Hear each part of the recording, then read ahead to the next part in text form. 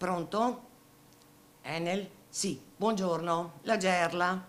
Ci risiamo, è successo un'altra volta, siamo senza energia elettrica, come l'altra sera. 4 blackout in pochi giorni. A Quinto di Treviso l'energia elettrica continua ad andare e venire. Dopo il guasto di lunedì sera, un nuovo stop ha lasciato al buio abitazioni e attività per 4 ore. Ma i disagi non si fermano qui. In tarda serata è toccato a Mogliano Veneto, poi in queste ore anche a Paese e Castagnole, mentre i vigili del fuoco sono intervenuti anche per incendi sviluppatisi in alcune cabine elettriche. Il caldo record mette sotto pressione la rete elettrica e cresce la preoccupazione tra imprenditori e residenti. Questi sono tutti i post sul gruppo 6 di Quinto, con tutti i commenti delle persone dalle loro vie che scrivono che sono tutti senza corrente, ecco. Tra i tanti messaggi quello che spicca di più secondo me, scusate, in via Donizetti è ancora senza corrente, questa signora ha l'insulina della mamma che deve stare in frigo e ovviamente non regge più. Il blackout dalle 8:15 alle 11:40 arriva dopo quello di lunedì scorso, quando la corrente è mancata fino all'1 di notte. Secondo quanto spiegato da E-Distribuzione, il caldo eccezionale di questi giorni e il massiccio utilizzo dei condizionatori ha provocato un forte sovraccarico della rete elettrica. In periodi come questo, che sono caratterizzati da temperature massime molto alte, parliamo di oltre 35 gradi, temperature minime sempre molto elevate, ma al di sotto dei 27-28 gradi,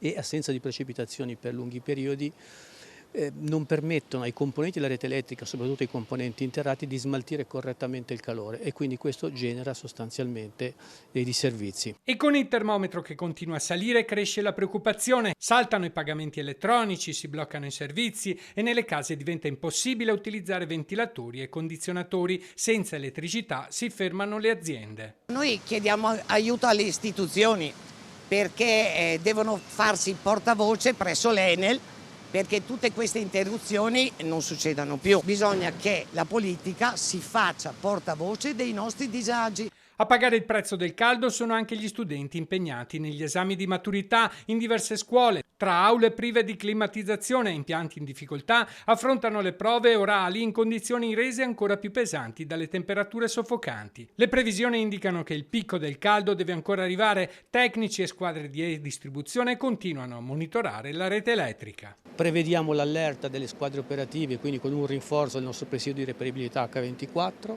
il rinforzo del personale anche delle nostre imprese appaltatrici e la predisposizione di una flotta anche di gruppi elettrogeni e power station che possiamo utilizzare per le situazioni più gravi, diciamo eccezionali. Imprese e famiglie sperano che il potenziamento delle cabine sia sufficiente ad evitare nuovi blackout nei prossimi giorni.